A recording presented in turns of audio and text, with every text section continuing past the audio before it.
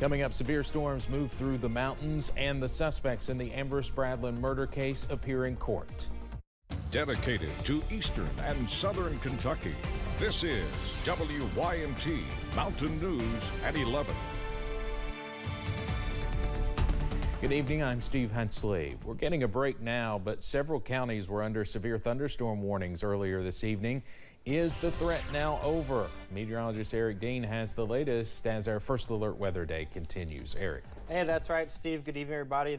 We do have that First Alert Weather Day still out for tonight, going into tomorrow, as we do have a flood watch in effect for parts of the area. Let's go ahead and hit the maps now and take a look here at live pinpoint Doppler radar scanning the sky. As you can see right now, all is quiet across eastern Kentucky. Wasn't the case a couple hours ago where we had that line of showers and thunderstorms push through. Did trigger a few severe thunderstorm warnings, triggered a little bit of heavy rain and some small hail across the area.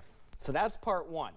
Part two is this. Flood watch is in effect for portions of the WYMT viewing area from Estill County down to Wise County, down to Campbell County, then back up towards Wayne County, Kentucky. So all the counties shaded in green. Flood watch is in effect until 6 o'clock in the morning. And right now, we're still seeing temperatures in the 70s across the area. We take a look here at the temperatures. 70s in Harlan, 69 Middlesboro, 71 Monticello, 70 in Somerset, 69 is the current temperature in Jackson. We'll stay in the 60s as we go throughout the overnight hours, but that heat and that humidity is making a comeback, and I'll tell you when in the First Alert forecast in a few minutes. Steve.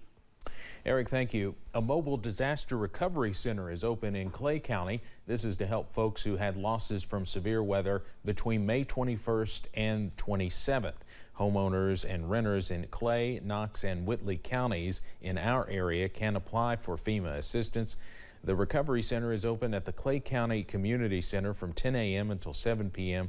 through Friday. You can also apply online at disasterassistance.gov. We have more information about this on WYMT.com. 3 people charged in connection with the death of a Floyd County woman appeared in court today. Police say Michael McKinney III, known as MK, stabbed Amber Spradlin in his father's home last year. His father, Michael McKinney II, and Josh Mullins are accused of covering up the crime. WYMT's Buddy Forbes was in the courtroom today.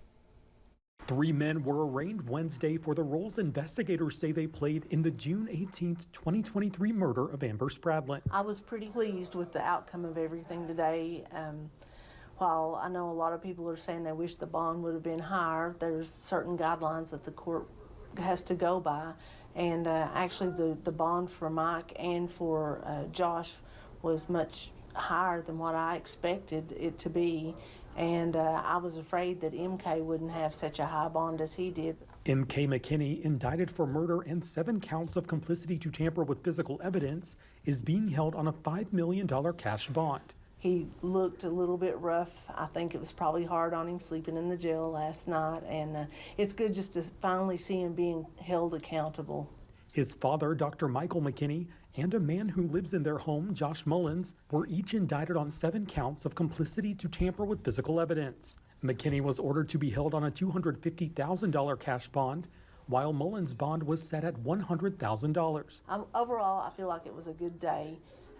Some people are being critical of Brent Turner because of the bonds that were set, but he argued for a $1 million bond for Dr. McKinney and a $1 million bond for Josh also. So I'm pleased with how things went. It's a step in the right direction. Spradlin's cousin, Debbie Hall, says she feels a little relief knowing the men will all be held on home incarceration if released. But it was so much easier getting up out of bed this morning and going, knowing that they spent the night in jail, knowing that the charges had finally been filed, and knowing that the people in the community, in the state, across the nation, finally know who's responsible for this. But she and the Justice for Amber group say the fight is not finished, so they took the meeting from the courtroom to her living room. Well, we've got a long road ahead of us. I do know that. We've won 1 battle, but there's still a lot more battles to come. So we are back in court, I think, October the 24th. So we've just got to keep full force. We can't let up. We've got to keep Amber's name out there and keep pushing. and it'll happen. I have faith that it's going to happen. Planning to keep Amber's name alive through a nonprofit organization in her memory. So we're about at $12,000 right now. So that's going to be the first thing that we do with that. And then after that, we have tossed around a few ideas, which include either helping out with an animal shelter or some type of a home for children or a safe house for children or something along those lines, because Amber, she loved animals, particularly cats, and she loved children. Saying it feels good to be able to focus on forming something good while they wait for what comes next. In Floyd County, Buddy Forbes, WYMT Mountain News. And you can find more of our coverage about this case on WYMT.com. A man is charged with murder after a deadly stabbing in southern Kentucky. It happened in the Gray community of Knox County.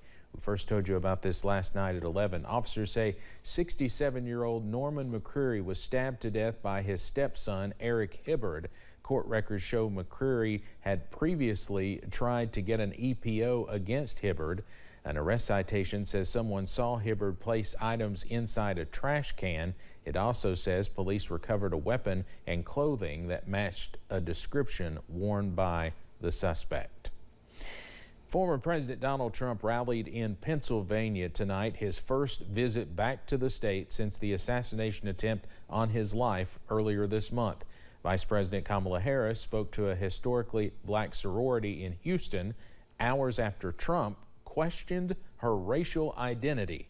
CBS's Natalie Brand has more from the White House. Trump supporters welcomed the former president back to the battleground state of Pennsylvania, just 18 days after a would-be assassin grazed Trump's ear with a bullet at an outdoor rally.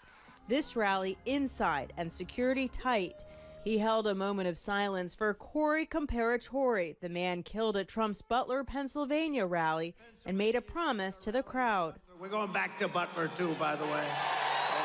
The rally followed a contentious appearance before the National Association of Black Journalists convention in Chicago.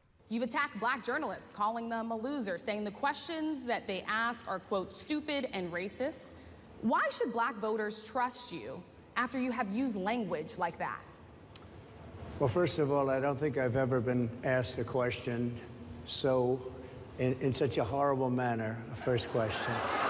Trump then questioned Vice President Kamala Harris's racial identity when asked about some Republican lawmakers attacking her as being a diversity, equity, and inclusion pick. She was always of Indian heritage, and she was only promoting Indian heritage. I didn't know she was black until a number of years ago when she happened to turn black, and now she wants to be known as black. Harris is the daughter of a Jamaican father and Indian mother. She attended a historically black college and addressed Trump's comments before a historically black sorority in Houston. The divisiveness and the disrespect. The American people deserve better.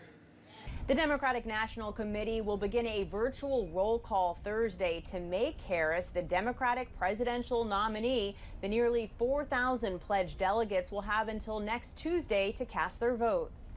CBS News has learned Harris is interviewing potential vice president contenders this week and is expected to announce a running mate by Monday before hitting the road with her VP pick in several key battleground states next week. Natalie Brand, CBS News, the White House. President Biden is expected to offer a primetime address on the first night of the Democratic National Convention. Governor Andy Beshear is reportedly still among the top prospects for Harris's VP. He has submitted materials for vetting and consideration. Political professors around the Commonwealth have been keeping a close eye on the national attention as Governor Beshear's name is floated as a possible running mate. And so I've definitely felt the buzz among just everyone I've talked to in all capacities around the state. And I definitely find that encouraging as we come into the election, because of course we do want people to go to the polls and vote. Experts say the Democratic Party could be honing in on a VP candidate in swing states like Arizona and Pennsylvania. The Kentucky Democratic Party says they are trying to speak with people in communities across the Commonwealth during its rural listening tour. It started yesterday in Magoffin County. WYMT's Amelia Lee was at today's stop in Whitesburg. It was an evening for folks in Letcher County to get their concerns and ideas voiced to the Kentucky Democratic Party in an increasingly red state. Chairman Coleman Elridge says he was there to listen. We try not to kind of pre-game any of this and really just let the conversation guide us to how best we can then move forward in continuing to grow and build our party.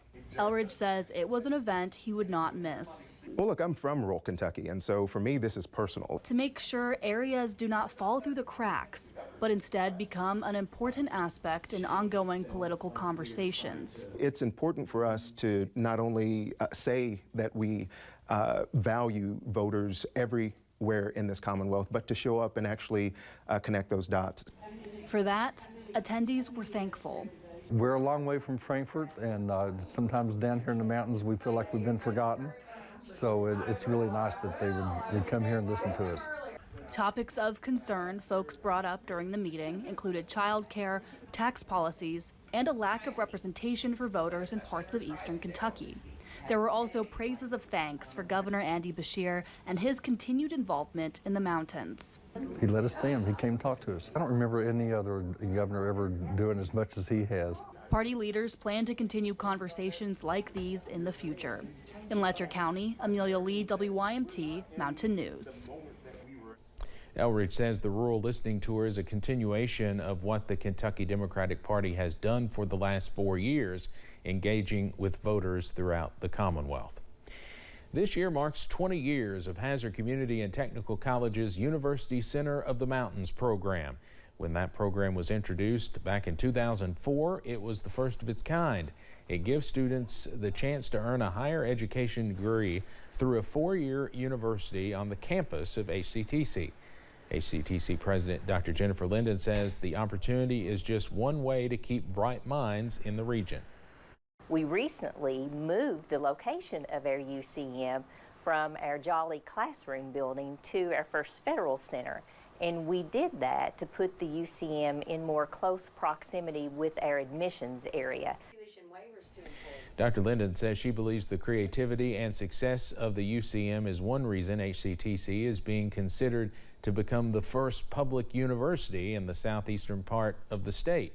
Now, Dr. Linden says even if that happens, the UCM will remain part of the school. In September, findings will be presented to the Council of Post-Secondary Education. With the 4-year concept, we will be able to provide localized bachelor level degrees. Those degrees will really be tailored to meet the needs of our region. Degrees the school is looking to offer at this time include nursing, education, and social work, just to name a few. Kentucky students still have time to file their 2024-25 FAFSA application. Officials say the FAFSA is now a more simple process after recent changes were made. Representatives of the Kentucky Higher Education Assistance Authority say they are hosting a FAFSA telethon to help students finish the application at the Kentucky Castle in Lexington on August 13th. And for those who wish to get ahead of the game with their FAFSA, Morehead's TRIO Talent Search Program provides opportunities for upcoming high school seniors to start now. The TRIO Tailgate is an event the talent show team hosts to offer their assistance with the FAFSA. Today they were at Wolfe County High School's open house. There was free food, DIY trucker hats, and a station for seniors to sit down with a TRIO team member to create a federal student aid ID. They helped me get it set up so whenever I decide to go to college, I can get into it quick without having to hassle with it. Morehead's TRIO programs of talent search director Summer Bryant says they also assist parents and students filling out the FAFSA and answer any questions they may have during the application process. One Southern Kentucky police chief is stepping down from his post. On social media, the London Police Department announced that Chuck Johnson is retiring as chief of the department. According to the Post, Johnson has been a public servant for nearly 30 years, starting with the London Laurel 911 Center back in 1995. Johnson also spent time serving with Kentucky State Police and the Laurel County Sheriff's Office. And we also learned late tonight that London Fire Chief Carl Hacker is also retiring after 37 years of service. Coming up on Mountain News at 11, you'll soon be able to tour the Red River Gorge from the air. And what a difference a few miles can make. One place will finish the month with below normal rain. The other place will finish the month above normal. We'll tell you who's going to see what in a few minutes.